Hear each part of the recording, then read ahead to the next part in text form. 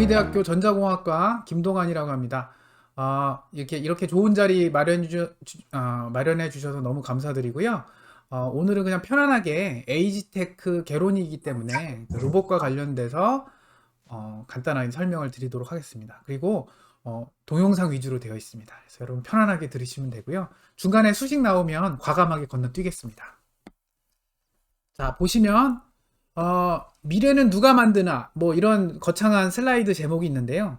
되게 신기하게도 혹시 이제 들으셨는지 모르겠지만 이런 그림 보신 적 있으세요? 이게 뭐냐면 1965년도에 학생 과학 잡지에다가 만화가 이정문 선생님이 그리신 만화예요. 그러니까 65년도면 생각을 해보시면 컴퓨터도 안 나와 있었고요. 아무것도 없었을 때 그때 이 만화가 선생님 경희대 출신이십니다. 경희대 졸업하신 그 만화가신데요. 이분이 그림을 그리셨는데 너무 신기한 거예요. 그러니까 65년도에 앞으로 2000년도에 미래상을 그림을 그리셨는데 보시면요. 자, 컴퓨터라는 게 여기서 나오고요.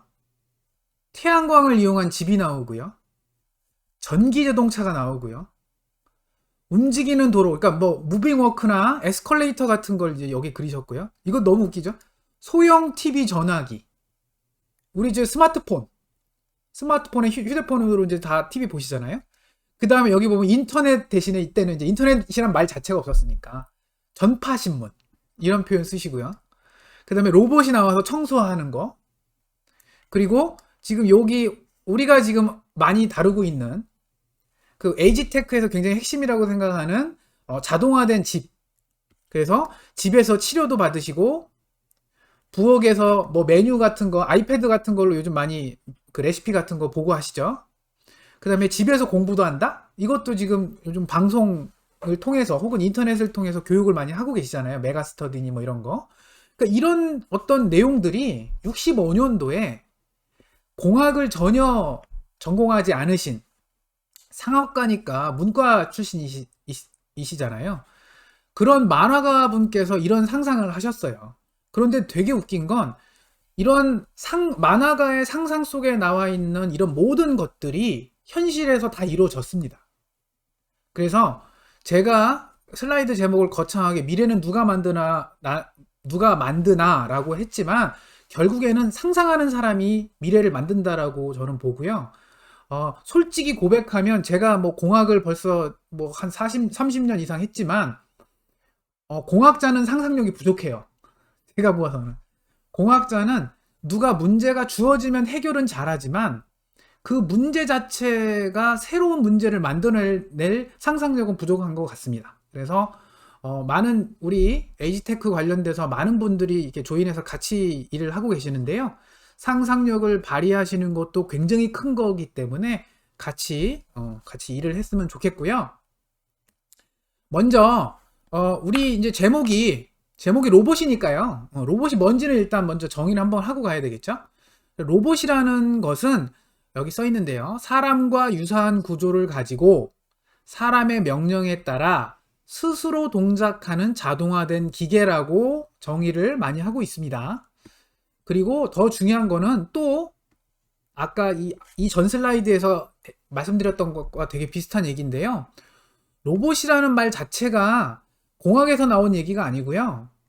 체코 희극 작가, 여기 체코의 희곡 작가죠. 그가 우리로 치면 소설가 같은 느낌이죠. 아니면 저기 대본 쓰는 분, 그죠? 극 작가.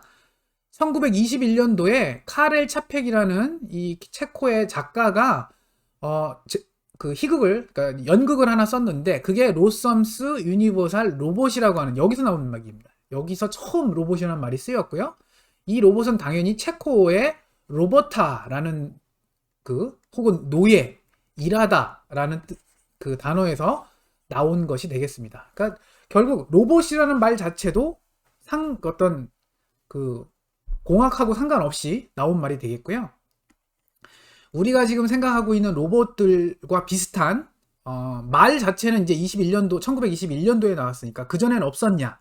아닙니다. 기원전 1세기, 굉장히 오래, 2000년도 한참 전에 된 알렉산드리아에서 벌써, 그땐 전기가 없었으니까요. 증기, 동물, 이제 사람의 힘이면 대부분 노예겠죠. 노예의 힘을 통해서 자동문을 만들거나 악기 연주하는 기계를 이미 벌써 2000년 전에 만들었습니다. 대단한 거죠. 그 다음에 13세기에는 페르시아, 우리 이제 페르시아는 어딘지 아시죠? 중동의 어디? 그쪽에서는 물을 자동으로 끌어올리고, 그러니까 펌프 같은 거죠. 혹은 음식을 제공하는 기계. 지금 보면 이제 뭐 음식 서빙하는 로봇이나 이런 역할을 하는 것도 발명을 했고요. 18, 19세기에는 프랑스에서는 이제 음악을 좋아하는 나라니까 플룻 연주하거나 자동으로 움직이는 오리, 뭐 이런 것들을 벌써 만든 경험이 있습니다. 그래서 이제 정의는 이렇게 되어 있고요. 유래는 이렇게 되어 있고, 다양한 기존 역사적으로 많은 로봇과 유사한 것들이 만들어져 왔습니다. 그러면 로봇이 할 수 있는 영역은 무엇일까요? 바로 사람을 도와주거나 사람을 즐겁게 하거나 혹은 사람을 그러니까 사람의 일을 대신한다는 얘기겠죠? 도와준다는 거랑 약간 유사하긴 한데요. 혹은 이건 안 좋은 얘기인데 사람을 죽이는 로봇도 많이 만들어지고 있습니다. 물론 이거는 대놓고 만들진 못하죠. 사람을 죽이는 로봇은. 그래서 각각 한번 영상을 보시면요. 이거는 이제 사람을 도와주는 로봇이고요. 우리 에이지테크와 굉장히 유사한 로봇이죠. 이것도 나온 지 꽤 오래전에 일본에서 뭐 항상 보면 이런 우리 이제 일본 말로 개호 로봇이라고 하는데요. 우린 요즘은 이제 헬스케어 로봇, 뭐 혹은 케어 로봇이라는 표현을 쓰고요. 이런 것들 보면 이렇게 간호조무사분들이 가장 힘들어하는 게 환자나 혹은 노약자분들을 일으켜 세워서 휠체어에 옮기거나 휠체어에 계신 분을 다시 침대에 옮기거나 하는 것들이 가장 힘들다. 그것 때문에 가장 몸을 많이 다친다라고 하시거든요. 그래서 이런 인간을 도와주는 로봇을 만들고 있고요. 우리 노인학과 김영선 교수님도 키스트 혹은 다른 학교 그리고 또 경희대 의대와 팀을 이루어서 지금 이런 로봇의 업그레이드 버전을 지금 만들고 국가 과제로 개발을 하고 계시죠. 저는 이런 로봇을 인간을 도와주는 로봇이라고 보고 있습니다. 그 다음에 다음은 인간을 즐겁게 하는 로봇인데요. 뭐 이거는 혹시 잘 아실지 모르겠지만 이건 이제 보스턴 다이나믹스라는 회사인데요. 보스턴 다이나믹스 이걸 내가 누르면 동영상이 멈추는구나. 죄송합니다. 보면 여러분 아시죠? 내가 봐서는 웬만한 사람보다 굉장히 정확도가 뛰어나죠. 예술성은 떨어지는 것 같은데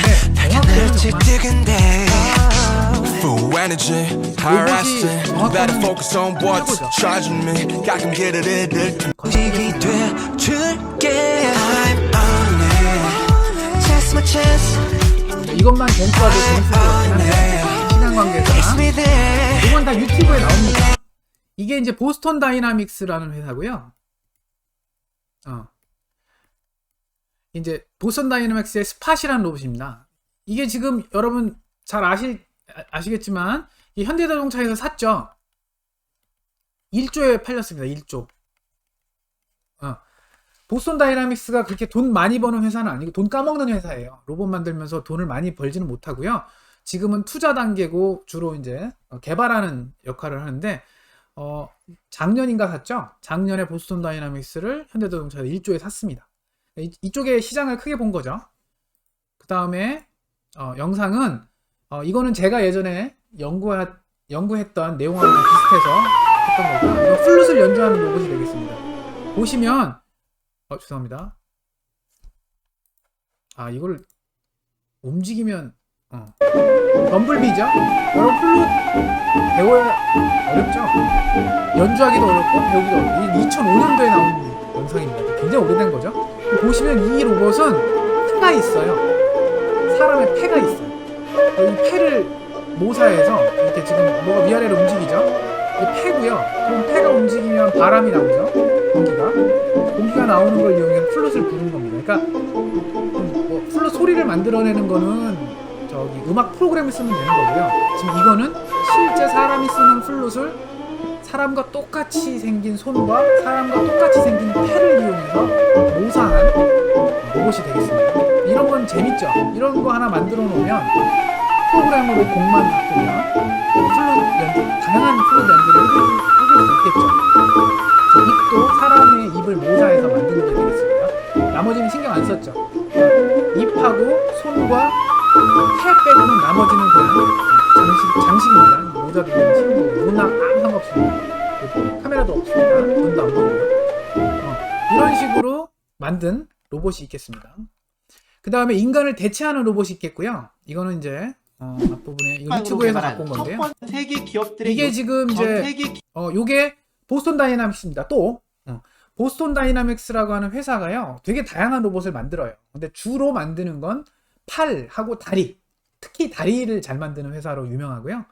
그래서 지금 요 회사에서 최근에 출시한 로봇인데요. 이거는 기업들의 딱 보시면 요청을 바탕으로 무슨 개발한 로봇인지 첫 이해가 번째 되시죠? 작업용 딱 로봇이라고 보면 밝혔는데요. 이 이 로봇은 창고의 좁은 공간을 이동할 수 바로 있도록 설계가 되었고요. 다양한 박스형 물건이나 수축 보셔도 아시겠지만 물류 창고에서 쓸 수 있는 그 창고에 있는 물건을 움직이는 로봇이 되겠죠. 사람들이 뭐 방송에서도 많이 나오는데 극한 체험이니 뭐 이런 거 하면서 이런 물류 창고에서 이 상자 나르는 게 가장 힘들고 몸을 많이 다친다라고 되어 있습니다. 그래서 그런 것들 거기서 아까 나온 그 로봇이죠? 스팟? 이런 로봇을 그 보스턴 다이나믹스가 개발을 한 겁니다. 그래서 이런 식으로 지금 물류 창고가 이것뿐만 아니라요. 제가 이제 여기에 담지 않은 동영상이 또 있는데 이렇게 팔처럼 생긴 로봇이 아니고 아예 특화돼서 물류 창고에서만 쓸 수 있는 전용으로 된 로봇들도 많이 만들어지고 있습니다. 그 다음에 이제 좀 안 좋은 얘기인데 이거는 이제 인간을 죽이는 로봇이 되겠습니다. 보시면 지금 권총 쏘는 로봇이고요. 양손에 지금 권총 다 들고 있는데 이거 누가 만들었겠어요? 러시아죠? 공교롭게 러시아는 이런 로봇을 만듭니다. 쏘죠? 양손으로 권총을 쏴보신 적이 있는지 모르겠지만 권총 쏘는 게 굉장히 힘듭니다, 여러분. 한 손으로 쏘는 건 정확도가 굉장히 떨어지는데 지금 이 로봇은 뭐 두 손으로 되고요. 지금 러시아 정부에서 만들었다는 얘기를 아까 한 거고요. 뭐 이런 단순한 이런 뭐 힘 세다 이런 얘기도 하면서 아까 권총도 쏘았다는 얘기죠. 이게 좀 한 몇 년 전 영상인데 벌써 러시아가 확실히 모든 기술을 다 전쟁에 쓰네요. 그거 좀 안 좋은데. 자, 또 뭐 물론 러시아만 그런 건 아니고요. Many military organizations and governments in the world are creating advanced military robots and unmanned ground vehicles at an increasing rate to solve a variety of complex problems on the battlefield. Usually employed within integrated systems that include video screens, sensors, grippers, and cameras. These military robots come in different shapes and sizes, according to their purposes in the modern warfare. They are either autonomous or remote controlled and can destroy the enemy's manpower, claim territory, and perform other important tasks. Here are top 10 military robots. 그러면 뭐 이러한 연구들을 쭉 하는데요. 이러한 연구들에서 핵심은 뭘까요? 잠시만요. 이러한 로봇을 연구할 때 핵심은 바로 결국에는 사람과 공존하는 로봇의 기술이 아닌가라고 저는 생각을 합니다. 그래서 실제 무슨 로봇을 어떻게 하드웨어를 만들고 소프트웨어를 어떻게 개발하고 이것도 중요하지만 정말 핵심 기술은 제가 봐서의 핵심 기술은 사람과 로봇의 상호작용에 관련된 기술이다라고 저는 판단을 하고 있습니다. 아까 처음에 사람을 도와주는 로봇을 보시면 이 사람의 의도 파악을 해야 되겠죠. 그 의도 파악하는 방법, 제일 쉬운 방법은 버튼이죠. 그냥 버튼으로 혹은 터치 패널로, 그렇죠?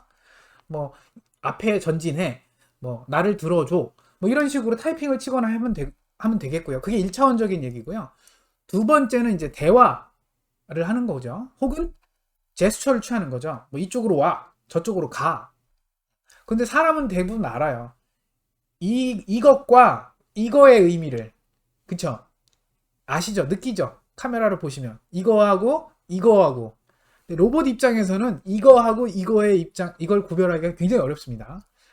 그래서 이러한 연구들도 최근에 많이 되고 있고요. 그래서 결국에 뭘 하려고 하는 거냐면 사람의 의도를 파악하려고 하는 겁니다. 그러니까 의도에는 움직임도 있고요. 이런 제스처, 아까 말씀드린 뭐 제스처가 있고요. 뭐 이것도 제스처죠. 안녕하고 바이바이가 비슷하죠. 그쵸? 굉장히 헷갈립니다. 그리고 이거는 그래서 제스처만 갖고는 어려워요. 음성 혹은 우리 이제 컨텍스트 어웨어하다는 표현을 쓰는데요. 그게 뭐냐면 상황을 인지를 해야 돼요. 그러니까 처음 만난 사이면 당연히 이거의 안녕은 반갑다의 안녕일 거고, 한참 얘기하다가 그 다음에 안녕은 헤어질 때의 안녕이라는 의미겠죠. 그러니까 그거는 그냥 말 혹은 이 제스처만 갖고는 절대 알 수 없고요. 컨텍스트를 이해를 해야 됩니다. 그러니까 상황을 이해를 해야 이 안녕이 헤어짐의 안녕이냐 만남의 안녕이냐를 이해할 수 있다는 얘기죠. 그러니까 그런 식의 의도 파악도 지금 굉장히 많이 활발하게 하고 있고요. 그 다음에 생체 신호에 관련된 얘기도 많이 하고 있습니다. 아까 뭐 노인분들 그 도와주는 그 개호 로봇도 있었고요. 그 다음에 뭐 물류창고 로봇도 있었고요. 이럴 때 사람이랑 만약에 가까이 일하는 그런 로봇 상황에서는 사람의 제스처를 알아내는 방법이 필요합니다. 제일 쉬운 방법은 카메라죠. 카메라를 사용을 하면 바로 볼 수가 있는데요. 근데 그 문제는 볼 때만 인식을 합니다. 그쵸? 그래서 만약에 카메라가 살짝 옆으로 돌아가 있으면 이 사람의 의도 파악을 할 수가 없어요. 그러면 소리는 어떠냐? 소리는 멀리 퍼지죠. 좋죠. 그런데 소리만 갖고도 그 정보의 양이 굉장히 떨어집니다. 여러 사람이 같이 있는 곳에서 한 사람이 얘기를 하면 누가 얘기했는지 알 수가 없어요. 그쵸? 그런데 사람들은 알죠. 어떻게 아느냐? 그 사람 입이 움직이는 사람이 말하는 거다. 그죠? 근데 입이 여러 명이 움직여요? 그러면 입 모양과 음성과 매칭을 하면 이 여러 명 중에 누가 얘기하고 있는지도 알 수 있겠죠? 그 다음에 또 다른 방법은 아까 컨텍스트 어웨어 하다는 얘기도 있었고요. 여러 명이 있을 때 딱 보니까 교수님인 분이 한 분 있고 그분이 입이 움직이고 몇몇 사람이 움직여. 그러면 대부분 그 교수님이라고 하는 그 상황을 봤을 때 강의하는 상황이다. 그러면 교수님의 음성이겠구나. 그럼 그쪽을 향해서 보면 되겠죠? 그럼 그분의 제스처의 명령을 받으면 좋을 것 같고요. 그러니까 그런 식으로 상황인지 하면 되고요. 아까 여기 생체 신호 얘기하다 말았는데 생체 신호는 몸에서 나오는 신호입니다. 근전도 신호, 뭐 뇌에서 나오는 뇌파 신호, 뭐 다양한 이런 신호들도 이용해서 의도 파악하는 데 사용을 하고 있습니다. 좀 이따가 뒤에 그 중반부 이후에 저희 연구실에서 했던 내용을 말씀을 드리겠습니다. 그 다음에 로봇이 의도를 전달할 수도 있습니다. 무조건 일방적으로 사람이 로봇에게 그 명령을 주는 것뿐만 아니라 이제 사람과 로봇이 같이 공존하는 사회가 온다라고 믿으시죠? 저는 그렇게 믿고 지금 뭐 몇십 년간 연구를 하고 있는데 앞으로 그런 사회가 당연히 올 거라고 믿고요. 그런 경우에는 사람도 로봇의 의도를 파악해야 되지 않을까라는 얘기죠. 그러면 로봇이 자신의 의도를 어떻게 표현해야 될까? 즉 음성으로 표현하고 당연히 음성이나 소리, 우리 뭐 제일 쉬운 그 방법이 자동차 후진할 때 보시면 삐삐삐삐 하죠. 그거 왜 하는 거예요? 그거는 그 자동차가 뒤로 가고 있으니 조심하라는 의도를 소리로 전달하는 거죠. 음성으로. 물론 어떤 거는 이제 뭐 띠리리리 띠리리리 잘하는 우리 베토벤 노래다 나올 수도 있는 거고요. 그렇죠? 그러니까 그런 걸 통해서 나오거나 혹은 빛. 뭐 이렇게 막 우리 후진할 때 보면 하얀 등 들어오잖아요. 그렇죠? 혹은 뭔가 뭐 고속도로 달리시다가 뭔가 문제가 있어서 뒷차한테 주의하라고 할 때 비상등 켜시죠. 그 의도는 빛과 같은 정보를 통해서 이 뒤에다가 그 뒤에 오는 다른 차들한테 안전에 주의해라라는 의도를 전달하기 위해서 쓰는 거죠. 그러니까 이런 것들을 로봇에서도 구현을 해서 로봇이 사람에게 또 반대도 되죠. 사람이 로봇에게 이런 의도 파악을 해야 된다는 얘기고요. 이러한 것들이 바로 사람과 로봇 사이의 상호작용이다라고 봅니다. 그래서 이런 것들을 연구하는 연구실이 저희 연구실이 되겠습니다. 자, 저희가 예전에 수행했던 과제를 한번 설명을 드리면 조금 더 이해가 되고요. 이거는 좀 오래전에 연구했던 내용인데요. 보시면 2013년도부터 17년이니까 거의 한 5, 6년 정도 전에 저기 정부에서 지원받아서 했던 건데요. 이때의 그 타겟은 아이였습니다. 어린아이. 7세 정도의 어린아이가 제스처를 취했을 경우에, 그러니까 일반적인 연구는 주로 성인을 대상으로 연구를 많이 했거든요. 그런데 성인과 이 아이들의 움직임 자체가 다릅니다. 아까 이제 행동으로 의도 전달을 할 때 보면 이게 차이가 많이 나요. 움직이는 범위도 차이가 나고 길이도 짧죠. 근데 이거를 또 확장을 해서 보시면 나이가 좀 많으신 분들, 에이지가 한 60 이상 되신 분들도 신체 구조 사이즈는 변하지 않으셨지만 움직임의 반경이 많이 바뀌셨어요. 그렇죠? 그래서 한 사람을 대상으로 하더라도, 같은 동일한 인물이라도 이 사람의 연령에 따라서, 죄송합니다. 이 사람의 연령에 따라서 되게 다른 접근 방법이 필요하다. 의도 파악을 위한 다른 접근 방법이 필요하다는 게 저희 연구의 주제였고요. 그걸 통해서 아이를 대상으로 했다고 말씀드렸으니까, 아이가 하는 제스처를 놀이로 바꿔서 이제 뭐 앱 같은 걸 만든 거죠. 아이패드나 휴대폰 혹은 컴퓨터 앱으로. 그래서 게임처럼 아이들이 운동할 수 있게, 놀이를 할 수 있게 하는 과제가 되겠습니다. 그걸 저희는 이제 토이웹 서비스라고 불렀고요. 이걸 연구를 했는데요. 그때 저희가 연구했던 게 이제 줄다리기와 뭐 이런 거였는데요. 한번 동영상을 보시면 이제 우리 학생이고요. 학생이 이제 왼쪽에 그래프를 보시면 이제 이게 팔의 움직임이라고 보시면 되겠습니다. 그리고 왼쪽 하단에 오른쪽 중간, 가운데인가요? 가운데 보시면 이제 이게 숫자가 증가하죠. 이게 이제 팔을 몇 번 당겼는지 이걸 알려주는 겁니다. 한 번, 두 번, 세 번, 네 번. 그럼 이런 제스처를 인식을 해서 아까 요 전 슬라이드에서 보시면 이런 게임에서 이런 이제 막대기 바가 나오는 거죠. 그래서 얘가 힘차게 잡아당기면 막대기 바가 막 이렇게 증가하다가, 그쵸? 얘가 천천히 돌려, 천천히 끌어. 그러면 막대기 바가 좀 작게, 그래서 뭐 끌려간다는 어떤 그런 느낌을 주는, 놀이를 통해서 얘가 운동을 할 수 있게끔 하는 과제가 되겠습니다. 두 번째는 이거는 이제 요거 이제 우리 이제 낙하산 게임이었는데요. 낙하산으로 이렇게 하면 이제 낙하산이 이렇게 움직이는 그런 놀이 겸 게임 겸 하는 그런 것이 되겠습니다. 그래서 이렇게 제스처만 해도 데이터가 저기 가운데 여기 보시면 오른쪽으로 갔다, 왼쪽으로 갔다, 가운데로 갔다 이렇게 표시가 잘 되고 있는 걸 보실 수 있고요. 그런 것들을 벌써 한 7, 8년 전에 벌써 다 어느 정도 구현을 해서 언제든 뭐 이제 다른 분야에서 우리 계속 말씀드리면 전작과에서는 상상력이 부족하거든요. 정보만 얻어요. 끝. 이걸 어디다 활용할지는 오히려 저희 이제 같이 우리 에이지테크 우리 컨소시엄에서 같이 일하는 분들이 아이디어를 주시면 활용을 하실 수가 있을 것 같습니다. 두 번째 저희가 이제 저희 전작과에서 연구한 거는요. 이거는 이제 최근까지 재작년까지 연구했던 내용이 되겠고요. 19년도까지 연구했었고요. 이때는 이제 로봇을 만들었습니다. 이제 로봇을 만들 때 여기 막 알파벳 잔뜩 나오고 이게 뭐 그림이긴 한데 이게 뭐 막대기 하나 서 있는 이런 그림인데요. 이건 뭐였냐면 산업용 로봇을 위한 좀 더 쉽게, 그러니까 산업용 로봇은 전작과도 힘들고요. 기계과도, 공학하는 모든 엔지니어들은 다 힘들어합니다. 산업용 로봇을 뭐 개발해라, 어떻게 움직이게 하는, 이건 너무 어렵거든요. 그걸 쉽게 하는 어떤 플랫폼을 만들겠다, 쉽게 하는 프로그램을 만들겠다 라는 프로젝트였고요. 그래서 지금 얼핏 보시면 이게 굉장히 어렵게 느껴지시지만 실제 이걸 해석을 하면 이게 굉장히 간단한 포맷이거든요. 이 간단한 포맷 갖고도 쉽게 로봇을 하나 이렇게 만들어낼 수 있고요. 그 만들어낸 로봇을 굉장히 간단한 프로그램으로 이렇게 막대기 바 이렇게 조금 움직이면, 그쵸? 움직일 때마다 이렇게 각도가 움직이죠? 그쵸? 우리 이걸 관절이라고 부르는데요.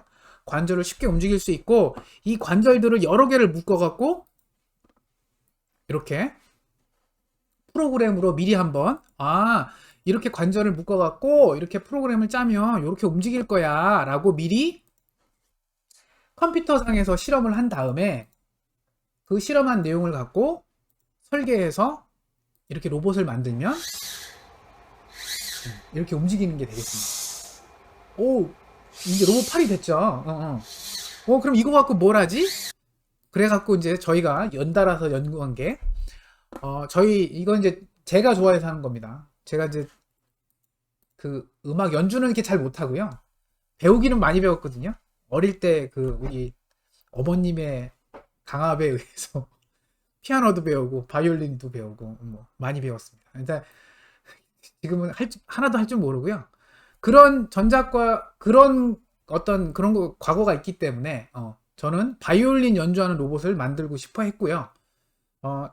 다만 아무도 우리나라 정부 어디에서도 그런 연구를 하겠다고 했을 때 돈을 주겠다는 회사나 기업은 그 정부 기관은 없었습니다.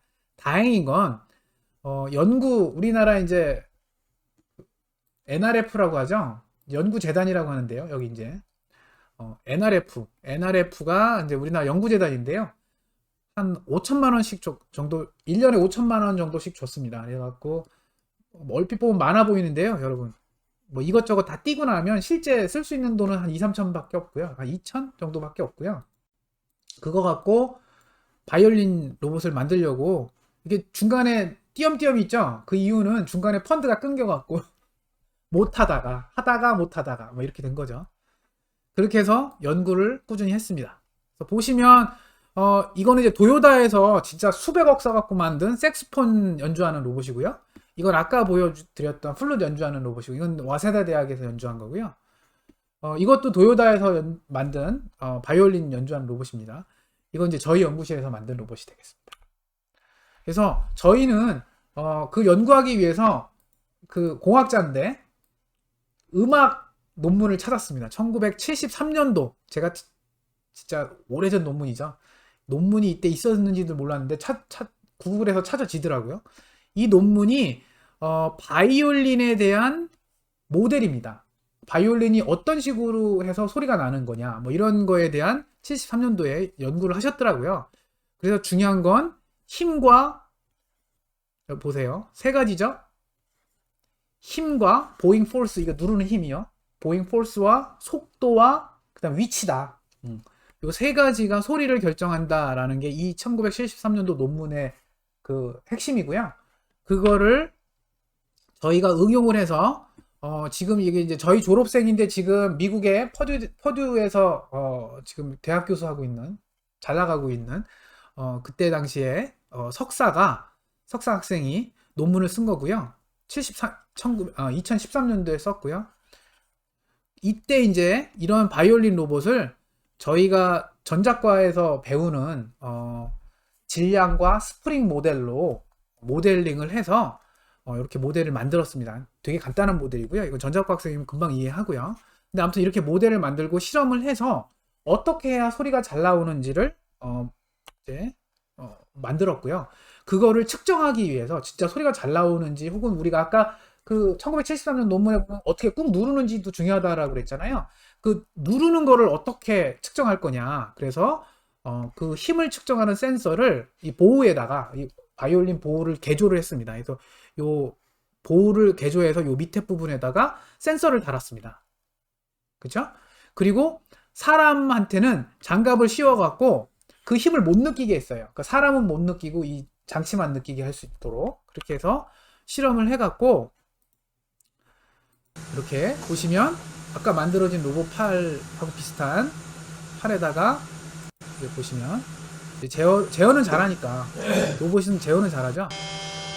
소리가 좀 크지 않아서 잘 안 들리실 텐데요. 지금 보시면 이제 이렇게 움직이는 거 보시면 움직이는 건 뭐 이렇게 쭉 직선으로 너무 잘 움직이죠. 사람보다 일관되게 소리는 나게 하죠. 이렇게 만들어서 다양한 소리, 그러니까 긁는 러커스 사운드가 이제 긁는 소리인데 이게 잘못된 거죠. 이거 보시면 소리가 굉장히 소리가 안 좋습니다. 보시면 이제 긁는 소리예요. 이게 긁는 소리라고 러커스 사운드라고. 그 다음에 이게 이제 굉장히 좋은 소리고요.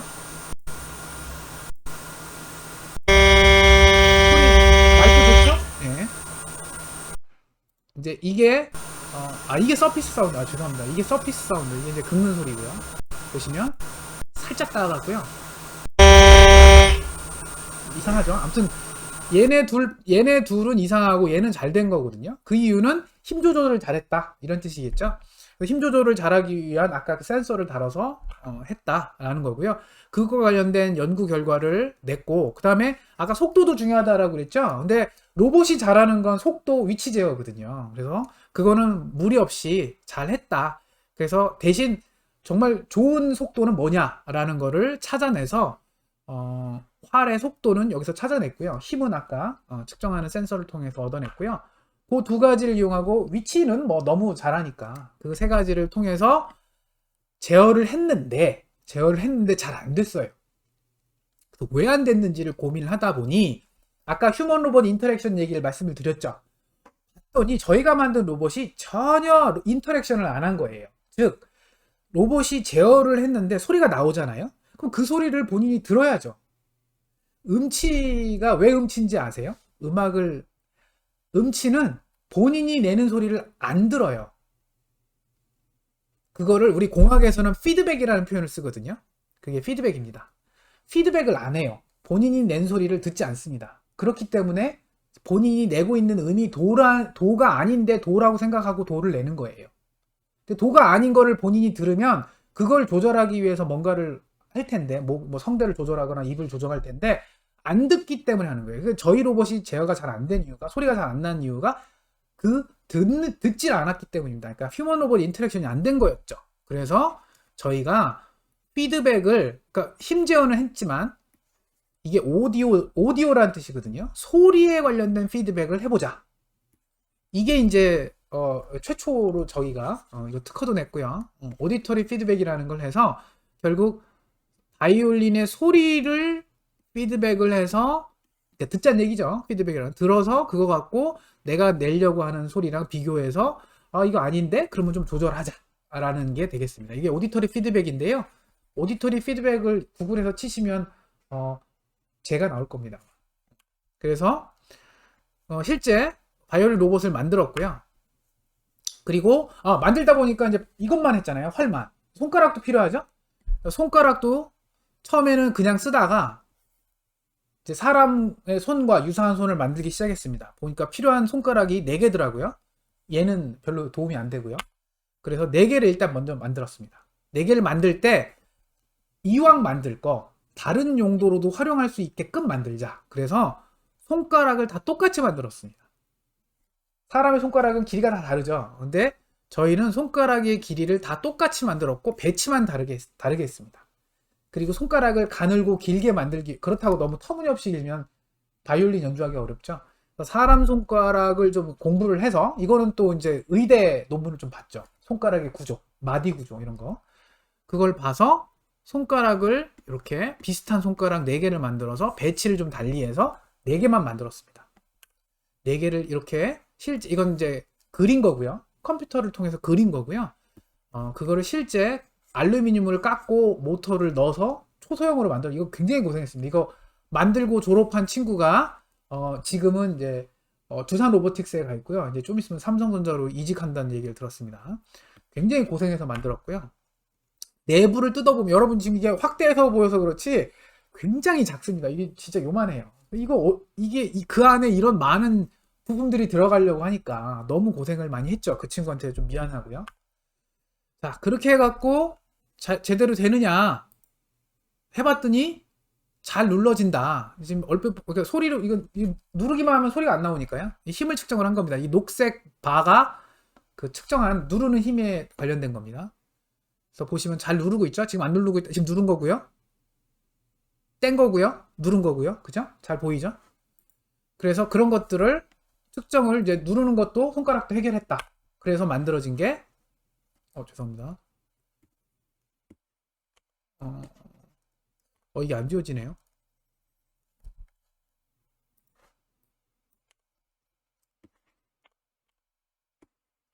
이게 안 지워지고 계속 남는데요. 죄송한데요, 이거. 계속 화면에 이게 나오겠는데요. 이게 그래서 출시가 된 만들어진 바이올린 로봇이 되겠습니다.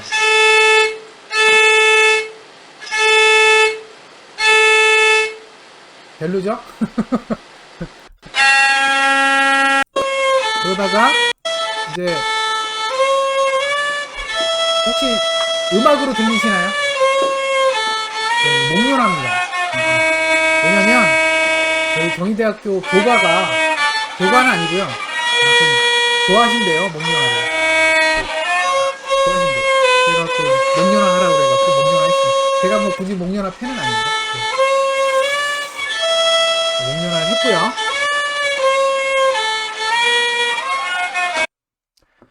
아, 잠시만요. 잠시만 이거 껐다가 다시 켜겠습니다. 이게 화면이 이상해서.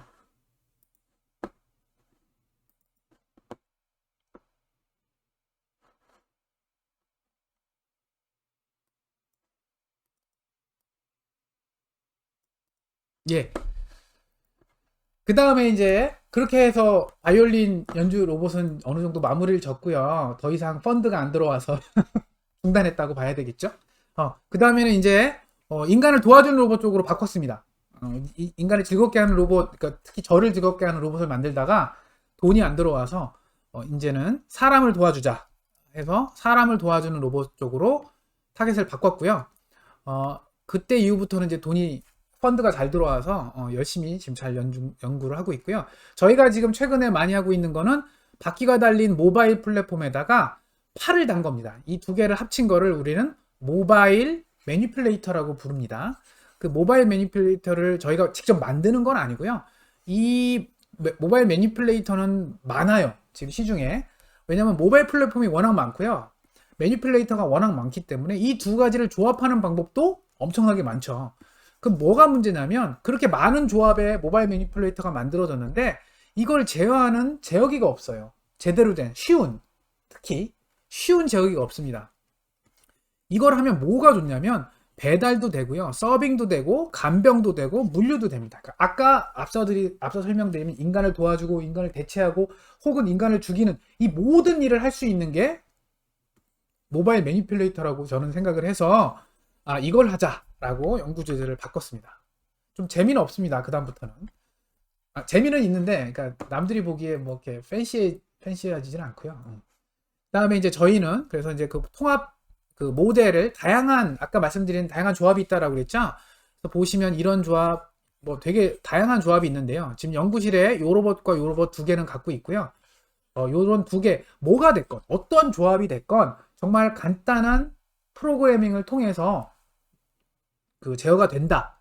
지금 여기 이제 갑자기 글자가 많아졌죠. 요즘 자료라서 글자가 많은데요.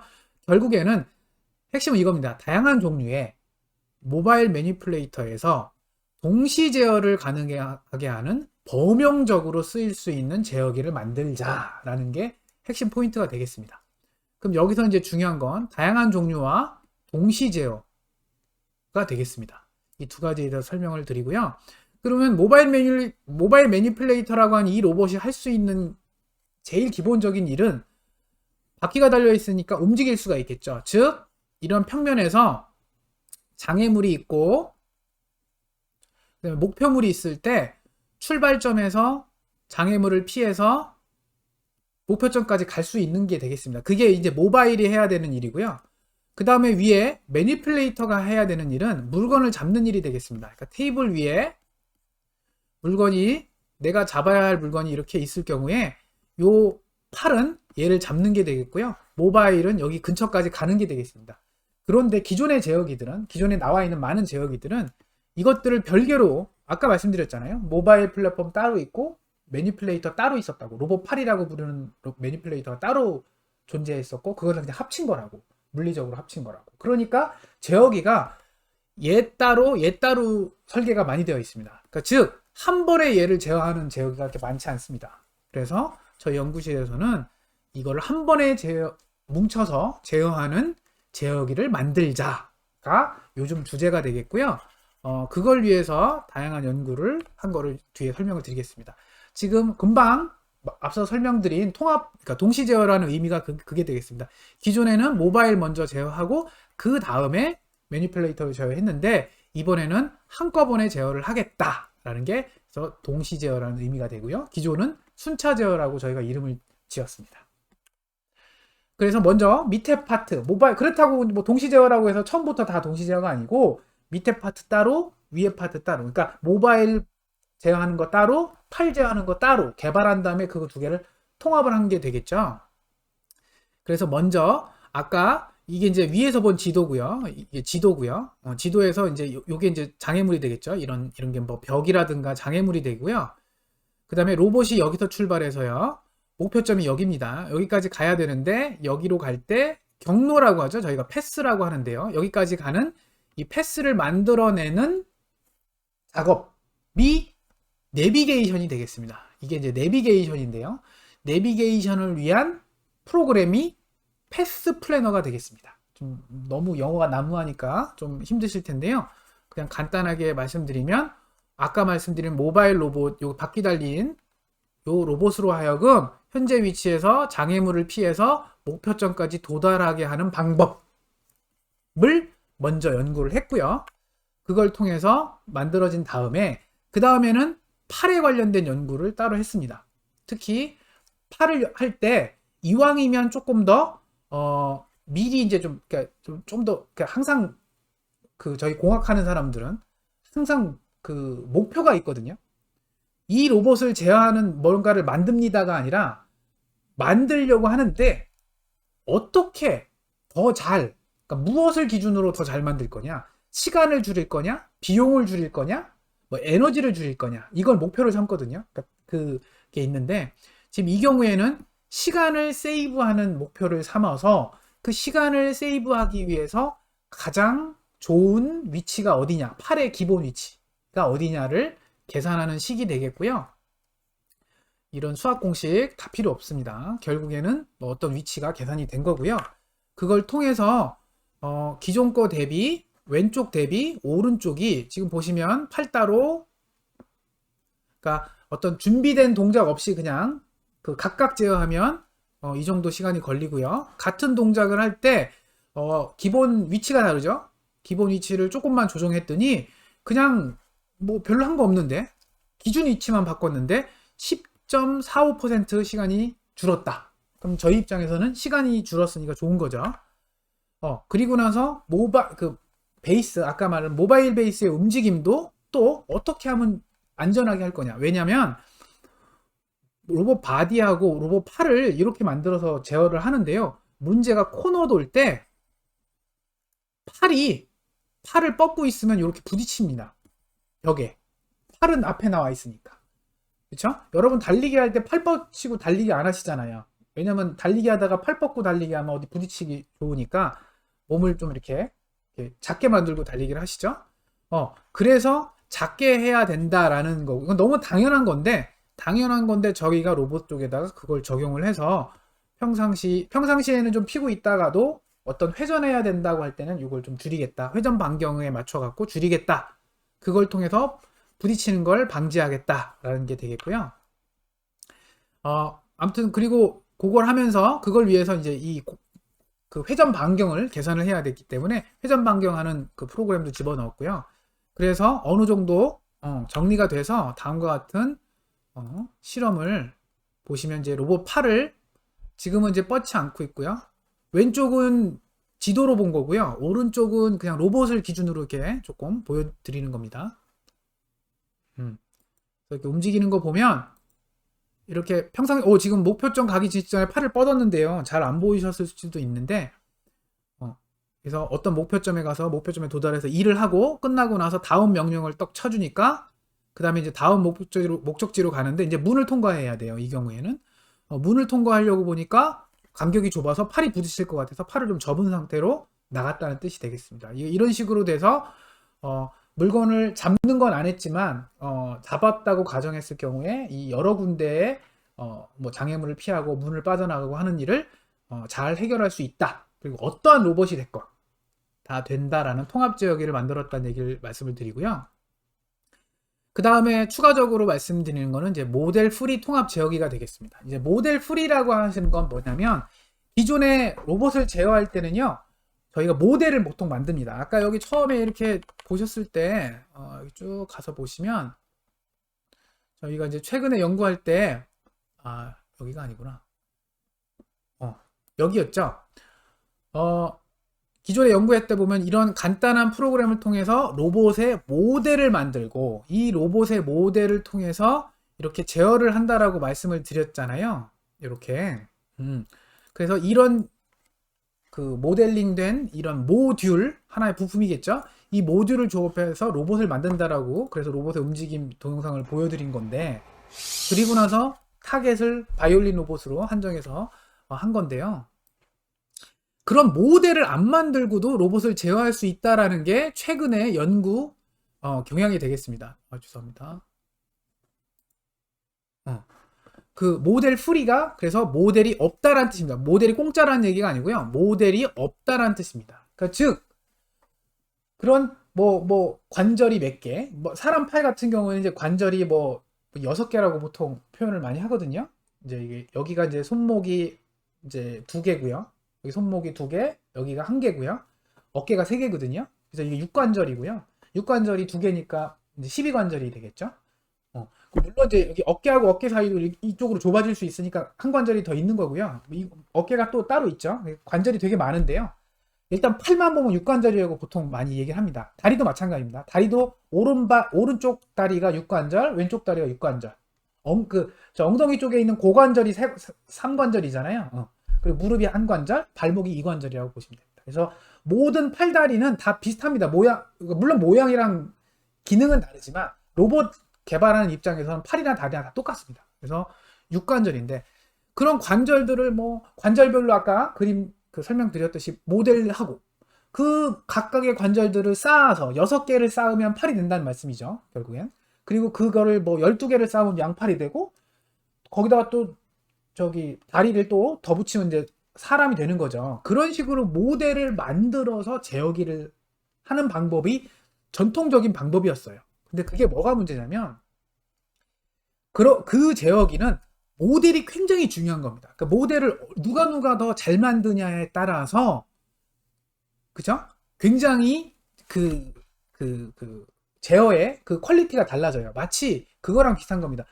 옷을 만들 때 마네킹이 얼마나 좋으냐 그 옷을 만들 때 디자이너들이 마네킹이 얼마나 그러니까 실제 그 옷을 입을 모델과 완벽하게 동일한 마네킹이 있어야 옷을 제대로 만든다라는 접근 방법이에요.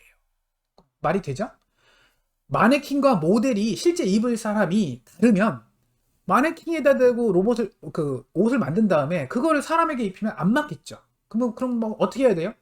어디 찝거나 어디 꼬매거나 뭐 이런 식으로 해야 되겠죠? 천을 덧대거나. 그러니까 그런 일을 기존에는 반복을 했습니다.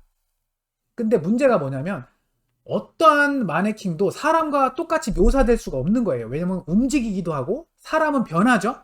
살이 찌기도 하고 빠지기도 하고 키가 커지기도 하고 줄어들기도 하고 그렇죠? 그거를 묘사할 수 있는 마네킹은 없는 거예요. 그러니까 로봇도 마찬가지예요. 로봇이랑 똑같은 모델을 만들려고는 하지만 그것도 하나의 연구 분야입니다. 그 누구도 그걸 만들 수가 없었다는 얘기예요. 만들 수도 없고. 왜? 로봇도 만들고 조금만 지나면 낡아지거든요. 모든 관절은 낡아지고 부품은 노쇠하고 그러면 모델이 바뀌거든요. 그런데 컴퓨터에서 만든 모델은 절대 안 바뀌거든요. 그럼 이게 안 맞아요. 그래서 모델을 기반으로 한 제어기는 기존의 제어기는 한계가 있습니다. 그래서 만든 아이디어가 모델 프리.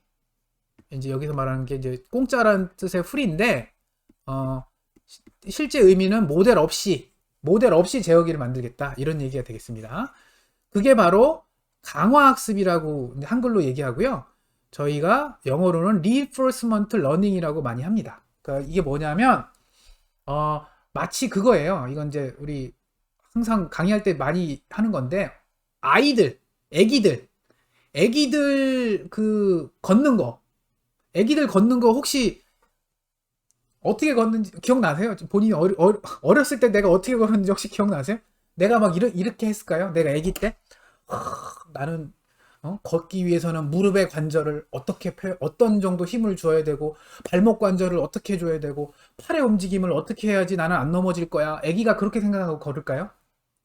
그게 바로 모델 기반이에요.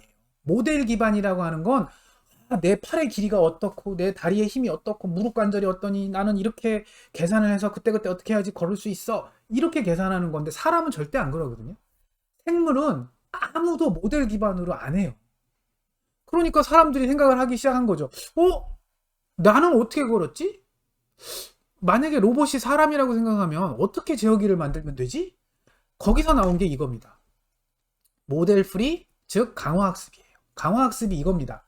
강화학습은 너무나 간단한 거예요. 뭐냐? 여기에 로봇이 있습니다.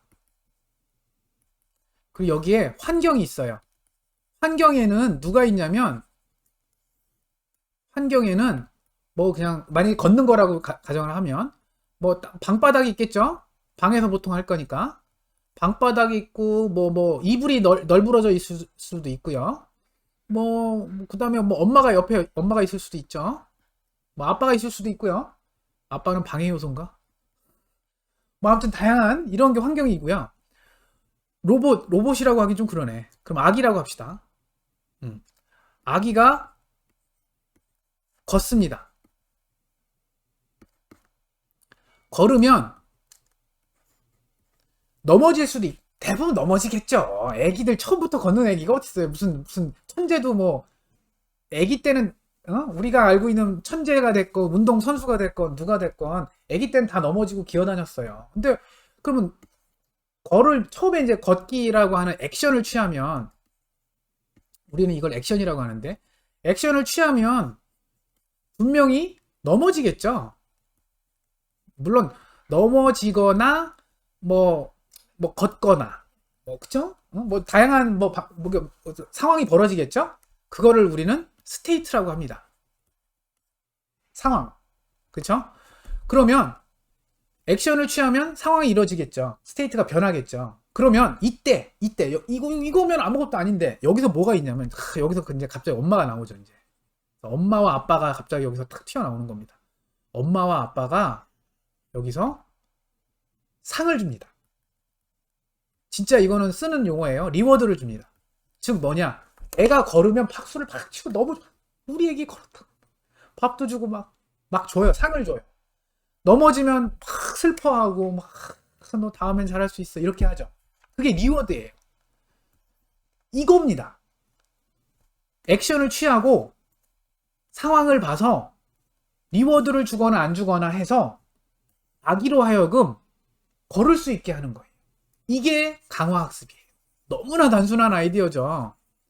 그래서 강화학습이라고 해서 최근에 엄청나게 많이 개설이 되고 있고요. 지금 우리 에이지테크 관련돼서 우리 전자과의 김원하 교수님께서 이 강화학습 과목을 개설을 하고 계세요. 이거 알려주는 거예요. 그래서 저는 그 교수님에서 이제 자문을 얻어서 그 강화학습을 우리 로봇에도 적용해보자. 로봇 하려고 했더니 너무 복잡한 거야. 막 팔이 6축이고, 팔이 6축이라는 얘기는 제가 6개의 모터에다가 어떻게 움직여라라고 하는 명령을 계속 줘야 된다는 얘기거든요. 그거를 매초 한 100번에서 매초 한 1000번까지 줘야 돼요. 6개 팔을. 근데 모바일 베이스라고 하는 바퀴 4개짜리도 있잖아요. 거기도 모터가 2개가 있거든요. 그럼 총 합해서 모터가 8개예요. 그리고 짚는 것까지 하면 9개예요. 이거를 매초 막 한 100번 막 이렇게 명령을 주려고 보니까 너무 힘든 거야. 그런데 그 명령을 모델 없이 그냥 대신 상만 주는 걸로. 나는 리워드만 줄게. 잘하면. 근데 이제 로봇에게는 무슨 밥을 주거나 뭐 상을 줄 거 없잖아요. 그래서 로봇에게는 점수를 줍니다. 숫자를 줘요. 잘했다. 점수 100점 뭐 이렇게. 그거 갖고 대신 아이가 보통 걷는데 며칠이 걸리죠? 태어나서 걸을 때까지 몇 년이 걸리죠? 보통 한 3년 걸리지 않아요? 아이 걸을 때까지? 근데 우리 로봇 연구하는데 로봇 사갖고 3년간 실험할 수는 없잖아요. 그쵸? 어떻게 해요? 이거를 단축시키는 거죠. 3일 이 정도만 해도 다행이에요. 3년을 3일로 줄이는 방법이 컴퓨터를 통해서 이거를 실험을 하는 거죠. 가상 실험을 하는 거죠. 실제 로봇을 갖고 실제 환경에서 3년간 할 거를 가상의 환경에서, 그 컴퓨터 가상 환경에서 가상의 로봇을 이용해서 3일 만에 하는 겁니다. 혹은 3시간 만에 하는 겁니다. 그거를 하는 게 목표가 되겠고요. 그 다양한 알고리즘이 나와 있습니다. 여기 지금 왼쪽에 뭐 이상한 ARS는 자동응답 아닌가요? 아니고요. 이런 뭐 DDPG, DQN, 뭐 PPO, TD3. 근데 여러분 되게 신기한 게 이 중에 DQN이 뭐냐면요. 혹시 그거 아세요? 알파고? 응? 알파고가 왜 나왔는지, 알파고예요. 알파고가 쓴 게 강화학습이에요. 인공지능이 아니에요. 알파고는 인공지능이라고 생각하시는데, 근데 크게 보면 인공지능 내에 있는 거죠. 자, 인공지능 안에 강화학습이 속해 있다라고 보시면 돼요. 이게 인공지능이 이만한 거예요. 그 안에 강화학습이 속해 있는 거고요. 그 알파고가 쓴 거는 강화학습입니다. 특히 DQN을 썼어요. 이거 써갖고 뭘 한 거냐면 바둑이라는 거를 모델을 만들 수가 없잖아요. 사람하고 경기를 하는 건데 앞에 있는 이세돌이 어디에 둘지를 예측을 해야 되고, 만약에 뒀다면 그러면 그 다음에 내가 어디에 둬야 될지를 모델을 못 하는 거예요. 모델링을 못 해요. 그쵸? 그래서 하는 방법이 뭐였냐면 알파고는 한 게, 액션은 뭐냐, 바둑을 이렇게 상대방이 이렇게 뒀을 때 내가 이 돌을 이렇게 두겠다라는 액션을 취하면 상태가 바뀌잖아요. 돌의 위치가 이제 변했으니까. 그럼 그 경우에 상을 너 잘했어, 못했어, 이걸 준다는 얘기예요. 근데 그 상을 결국에는 끝에 가서 이기면 상을 주는 거고 지면 상을 안 준 거예요. 그러면 바둑 한 번 두는데 보통 저기 잘 두는 분도 한 몇 시간씩 두시죠. 근데 그거를 한 10,000번 둔다고 생각을 해보세요. 내 생에 끝나지 않겠죠? 그래서 어떻게 했냐면 그걸 컴퓨터상에서 실험을 한 거예요. 그래서 알파고는 바둑을 따로 컴퓨터상에서 수십만, 수백만, 수천만 번을 따로 둔 거예요. 더 갖고 내가 이렇게 했더니 이겨서 상을 받네? 그럼 앞으로 이렇게 잘 둬야지? 그런 방법을 강화학습으로 배운 거예요. 배워갖고 아이가 걸음 걷는 걸 배우듯이 그렇게 배워갖고 실제 바둑을 둬서 사람을 이긴 거예요. 지금 그래서 알파고가 바둑이 제일 어렵거든요. 사람이 만든 게임 중에 바둑이 제일 어려운 거거든요. 바둑 끝나고 나서 할 게 없잖아요. 그래서 이제 얘는 바둑 안 두고요. 이제는 딴 거예요. 사람이 못하는 거 이제 지금 하고 있습니다. 그래서 우리 로봇도 이러한 알고리즘, 지금 아까 뭐 알파고가 썼던 DQN이나 뭐 PPO나 DDPG나 이런 거 지금 저희 연구실에서는 아마 우리 학생이 PPO 쓰고 있고요. 우리 명현 학생이 있는데요. PPO 쓰고 있을 것 같고요. 자, 그래서 결과를 보시면 처음에 이제 녹색이 목표점이 되겠습니다. 지금 학습하고 있는 거예요. 처음에는 목표점까지 가는 거를 모델 없이 그냥 그러니까 목표점에 도달하면 박수 쳐준 거예요. 상 준 거야. 100점 이렇게. 그러니까 여기까지 저렇게까지 갈 때까지 몇 날 며칠을 돌린 거예요. 몇 날 며칠을 가상학습을 한 거예요. 그러니까 처음에는 얘가 못 가요. 얘가 뭘 해야 될지를 모르는 거예요. 얘한테 너 녹색점으로 가라라고 얘기도 안 해주고요. 그냥 네 맘대로 해. 이렇게 처음엔 네 맘대로 해요. 네 맘대로 해. 근데 얘가 어떻게 우연히 하루 정도를 막 헤매다가 우연히 녹색을 딱 도달했어요. 그러면 잘했다. 100점. 그러니까 얘가 갑자기 생각을 한 거야. 내가 뭘 했는데 100점을 받았지? 그렇게 생각을 하는 거예요. 그러고 보니까 내가 녹색을 갔더니 100점을 받았구나. 그러면 나는 다음에 할 때는 조금 더 녹색에 가도록 노력을 해야 되겠어. 이런 식으로 학습을 한다는 얘기예요. 그래서 나중에는 어디다가 갖다 놔도, 지금 계속 보면 녹색에 도달하는 순간 딴 데다가 갖다 놓죠. 강제로. 녹색에 도달하면 바로 딴 데다 갖다 놔도 막 계속 잘 찾아가죠. 학습이 끝나고 나면 이렇게 잘 찾아갑니다. 이건 이제 학습이고요. 그리고 나서 요거 오른쪽에 보시면 뭐 기가 막히죠. 잘 찾아가죠. 목표가 어디가 되든 막 바로바로 가죠. 이거 모델 없이 만든 거예요.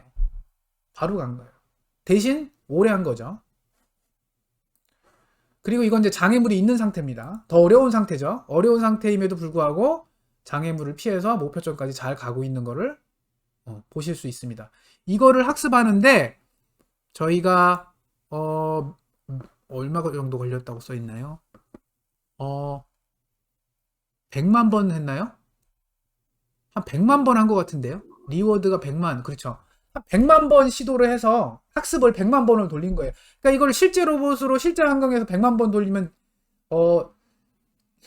제 인생에 이 결과를 못 보는데 컴퓨터 환경에서 100만 번은 쉽게 돌리거든요. 그래서 그렇게 돌려갖고 결과를 얻어낸 것이 되겠습니다.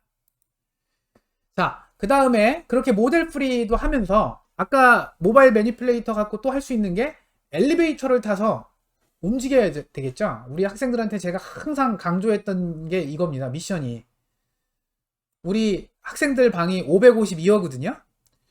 552호에서 출발해서 제가 있는 609호까지 뭐 좀 콜라나 뭐 A4 용지 좀 갖다 줘를 할 수 있는 그 로봇을 만들어 달라고 만들자고 그렇게 우리 학생들한테 맨날 몇 년간 얘기를 했어요.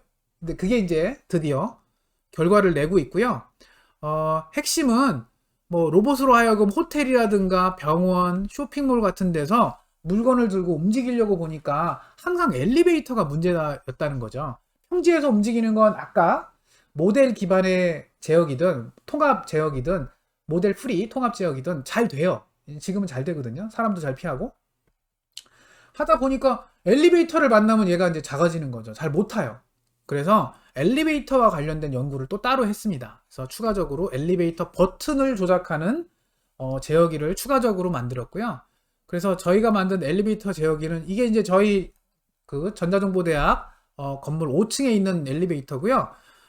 이 엘리베이터가 거의 이제 표준일 거예요. 국내 표준일 거고 엘리베이터의 그 깊이는 1.5m고 폭은 1.78m 정도 됩니다. 그리고 안쪽에 장애인용 버튼은 높이 한 1m에 위치되어 있습니다. 이 버튼을 누를 수 있는 로봇을 만들어야 돼서 추가적으로 팔과 그 다음에 그걸 볼 수 있는 카메라 그리고 거리를 측정하는 센서를 같이 추가해서 달았습니다. 그래서 지금 왼쪽에 슬라이드 왼쪽의 그림은 그 카메라를 통해서 인식된 엘리베이터 버튼이 되겠고요. 지금 보시면 버튼이라고 하는 거 인식을 잘 했고 네모칸을 잘 쳤죠. 그리고 그 안에 있는 숫자를 인식을 해서 7이라고 여기 밑에 파란색으로 지금 써 있는데 여기 이렇게 파란색으로 이렇게 써 있는 게 인식된 결과가 되겠습니다. B1이라고 인식이 됐죠. 여기 1, 2, 3 이게 열린 버튼 이렇게 인식을 다 했습니다. 그러니까 이런 인식된 결과를 갖고 명령을 주는 거죠. 6층으로 가라. 그럼 이건 이제 이걸 누르겠죠? 누르는 모양이 되겠습니다. 그래서 누르는 것까지도 잘 되는 걸 확인을 했고요. 그리고 나서 또 문제를 봤더니 엘리베이터 버튼을 잘 누르는데 타질 못해요. 이게 왜 그러냐 봤더니 보시면 엘리베이터가 여기 복도거든요. 복도를 통해서 엘리베이터 앞에까지는 가는데 잘 못 타요. 문이 열렸는데도 못 타고 이렇게 막 계속 헤매고 있더라고요. 이게 왜 그러냐면 모터 앞에 이제 장애물, 사람을 감지하는 센서가 있는데 얘가 문이 너무 좁아서 폭이 너무 좁아서 불안해해서 불안하다고 못 들어간다고 계속 그러는 거예요. 그래서 이거를 저희가 개조를 해서 개선을 해서 이렇게 엘리베이터를 좀 잘 탈 수 있도록 보시면 엘리베이터 문이 열리고 바로 주저없이 이거 걸린 거네요. 잘 타는 영상은 어디 갔지? 죄송합니다. 잘 타는 영상은 제가 딴 데다 놓은 것 같습니다. 잘 타는 걸 확인을 했고요. 그 다음에 이제 저희가 할 연구에 대해서 추후 연구는 다음과 같습니다. 저기 이제 시뮬레이터 상에서 사람과 로봇 사이에 이 인터랙션이 필요하다고 말씀드렸잖아요. 근데 아직 실제 이렇게 사람이 여러 명이 움직이는 환경에서 이런 환경에서 로봇을 어떻게 제어하는지에 대한 연구가 제대로 안 돼 있어요. 이 연구도 지금 하고 있습니다. 생각을 해보시면 자 로봇하고 사람이 간다라고 복도에서 만났다라고 생각합시다. 복도 좁은 복도 지금 우리 학교에 있는 복도가 대부분 한 4사람 정도 지나갈 수 있는 거리 그 폭이죠. 가고 있는데 상대 쪽에서 로봇이 와요. 그러면 어느 쪽으로 피해야 될까요? 우리 이제 사람은 초등학교 때 교육을 이렇게 받죠. 우측 통행하라고. 자동차도 면허 딸 때 교육을 받죠. 우측 통행하라고. 그쵸? 그러면 로봇들도 복도를 지날 때 우측 통행하라고 가르치면 되잖아요. 그겁니다. 결국엔 사람하고 로봇하고 이렇게 마주 오게 되면 기본적으로 우측 통행해라 라는 거를 좀 추가적으로 제어기를 설계를 해야 될 것 같고요. 그리고 나서 사람하고 로봇이 있을 때 누가 더 양보를 먼저 해야 되느냐. 지금이라면 당연히 생각하시기에 어우 사람이 로봇을 만들었는데 어디 로봇 따위가 사람을 방해하고 그래. 로봇이 피해야지 이렇게 생각하시잖아요. 근데 앞으로 미래를 생각을 하시면 사람하고 로봇하고 이제 비슷해질 거거든요. 그러면 누가 더 먼저 피할지 이거는 애매해요. 상황에 따라 다른 거예요. 우리 복도에서 마주칠 때 누가 피하나요? 나이 순으로 피하나요? 그러면 상대방의 나이를 알아야 되는데. 그쵸? 애매하죠? 그런데 상황 따라 다른 거예요. 그쵸? 만약에 저쪽 상대방이 굉장히 막 급한 모양으로 막 헐레벌떡 뛰고 있어. 그럼 딱 느낌이 피해줘야 될 것 같지 않아요? 그럼 약간 비켜주거나, 그쵸? 뭐 물건을 들고 가고 있어. 그럼 비켜줘야 될 것 같죠? 그쵸? 그러니까 그런 어떤 컨텍스트 어웨어가 필요하다고요. 그래서 그런 것들에 대한 추가 연구를 해야 될 것 같습니다. 자, 이제 시간이 뭐 제가 좀 말을 빨리 해서 그런지 점점 슬라이드는 마무리인데 시간은 좀 남네요. 그래서 그럼 질문하는 시간을 좀 더 갖도록 하고요. 마무리를 일단 짓도록 하겠습니다. 마무리 슬라이드는 4장인데요. 첫 번째 이겁니다. 제가 이제 로봇 한다고 많이 소개를 드리고, 뭐 이렇게 기업분들이나 혹은 많은 다른 쪽 연구하시는 분들하고 많이 그 인터랙션을 하는데요. 회의를 하고 미팅을 하는데요. 할 때 보면 항상 로봇 한다고 하면 이걸 떠올리세요. 이거 혹시 제 나이 또래는 아실 거예요. 이거를 아시면 제 나이 또래. 그쵸? 로봇 태권도인데요. 저 어릴 때 이거 보고 컸거든요. 이것 때문에 이거랑 마징가 제트. 마징가 제트는 일본 거라. 아톰, 마징가 제트, 태권도 세 가지. 여기를 보면 이게 뭐가 문제냐면 어릴 때 이걸 보고 컸더니 사람들이 나와. 보시면 로봇 태권도에는 못하는 게 없어요. 보세요. 위험에 처해 있으면 날아가요. 그죠? 날아가서 뭐 하냐면요. 날라차기를 해요. 구멍에서 로켓도 나가고요. 저보다 태권도라니까 태권도이죠? 제비돌기 이렇게 공중 제비도 하고요.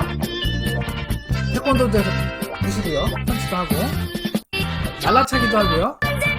태권도도 하죠. 이렇게 다양하게 주먹도 나가죠. 여기 부위에서 레이저도 나가죠. 여기서 툭툭 나가죠. 자, 뭐가 문제냐? 여기서 핵심은 제가 로봇 한다고 하고 로봇이다 그러면 저렇게 로봇 태권도나 아톰처럼 사람보다 모든 면에서 뛰어난 걸 기대를 하세요. 로봇이 이거밖에 못해? 청소 로봇 처음에 나왔을 때 로봇이라고 이름 붙이기도 미안했어. 솔직히 말하면. 그게 무슨 로봇이야? 애가 청소도 제대로 못해. 돈 주고 샀더니 무슨 신문지 하나 밑에 깔려있다고 거기를 가갖고 못 움직이고. 그쵸? 뭐 전선 하나 깔려있으면 청소 로봇이 넘어가지 못하거든요. 전선을 못 넘어가요. 요즘은 넘어가는데 예전에는. 그러니까 그런 선입견이 있어요. 그래서 막 청소 로봇이 처음에 한국에 들어왔을 때 굉장히 고생을 많이 했습니다. 업체분들하고 얘기를 해보면. 근데 지금은 로봇이 많이 개선이 됐고 사람도 로봇에 대한 그 기대치가 많이 바뀌었어요. 낮아졌다고 하긴 좀 미안하고 낮아졌어요. 그 즉 뭐냐면 로봇을 한다라는 의미는 로봇 기술을 한다는 얘기예요. 로봇과 연관된 기술을 한다는 얘기고 그 기술이 기존의 자동차와 합쳐져서 지능형 자동차, 자율주행 자동차가 된 거고요. 요즘 가전에다가 스마트라는 표현 많이 붙이죠. 그게 바로 로봇 기술이 기존의 가전이랑 합쳐진 거예요. 그 다음에 수술 로봇이라는 표현 많이 쓰시죠. 수술 로봇이 사람처럼 무슨 의사처럼 생긴 로봇이 나와서 수술하는 게 아니고요. 수술 도구처럼 생겼어요. 그래서 의사를 돕는 거예요. 그래서 이런 스마트 의료기기가 많이 만들어져서 수술 로봇이 만들어진 거예요. 즉 로봇의 기술이 의술과 만난 겁니다. 그리고 아까 말씀드렸던 매니플레이션, 이동, 이것이 합쳐져 갖고 물류창고라든가 혹은 공장에 접목이 되고 있는 거예요. 그걸 저희가 지금 연구를 하고 있는 거고, 나머지는 아직 먼 얘기라서 이건 나중에 말씀을 드릴게요. 그러니까 핵심은 뭐냐, 로봇 태권브이 같은 로봇을 기대하면 로봇을 하는 그건 안 돼요. 앞으로 한 50년이나 100년 후에나 될 거고요.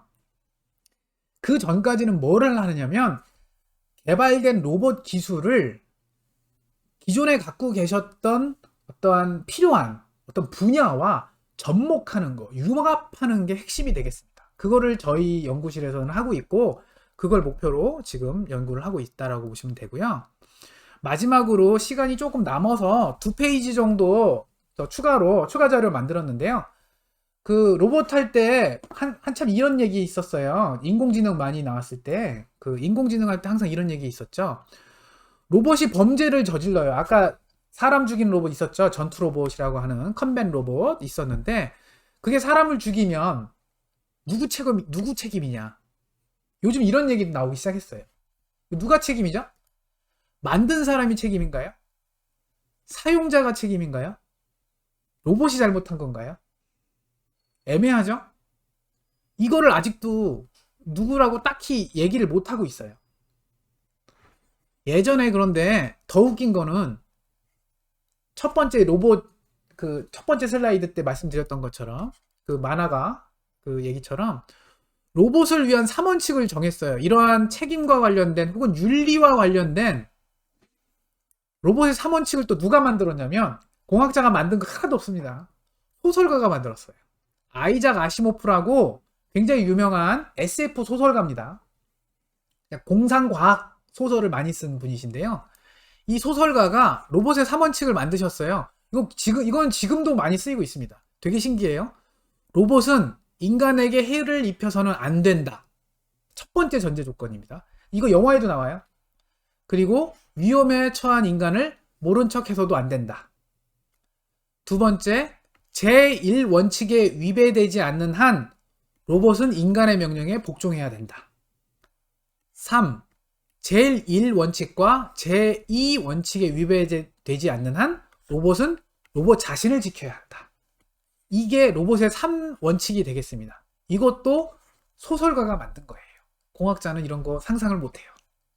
그래서 이런 원칙을 만들 수 있는 그런 창의적인 그런 융합 연구를 같이 했으면 너무 좋겠고요. 그 다음에 마지막으로 아이고 이거 제목이 이상하네요. 이거 빼야 되겠네요.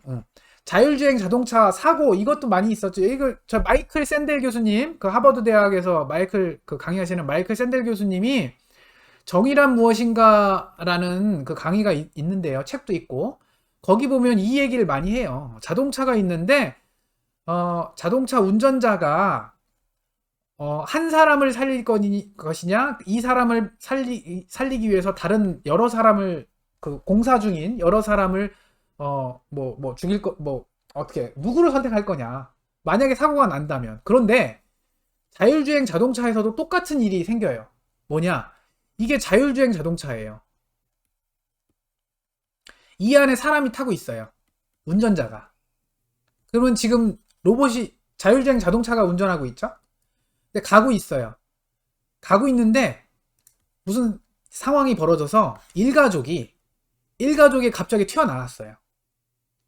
그 일가족을 피하기 위해서는 이 건물을 받아야 돼요. 이 건물을 받으면 운전자가 죽을 가능성이 높아요. 그런데 일가족을 살리기 위해서, 운전자를 살리기 위해서는 핸들을 꺾으면 이 가족이 다 다칠 가능성이 높아요. 죽거나 다칠 가능성이 높아요. 그럼 이걸 어떻게 해야 되느냐? 그럼 이거는 로봇의 문제잖아요. 이건 프로그램을 짜야 돼요. 로봇은 문제가 프로그램을 짜야 돼요. 이 프로그램을 짜는 사람이 어떻게 짜야 되느냐? 이것도 고민하기 시작하고 있습니다. 지금도 하고 있어요. 솔직히 말씀드리면 이런 것과 관련된 로봇 윤리와 관련된 지금 논의가 되고 있어요. 전 세계적으로. 어떻게 해야 되는지. 그래서 이거는 뭐 저희 연구 주제랑은 상관없지만 이런 것도 재밌는 또 융합 연구 주제이기도 해서 그냥 말씀을 드려봤습니다. 자, 감사합니다.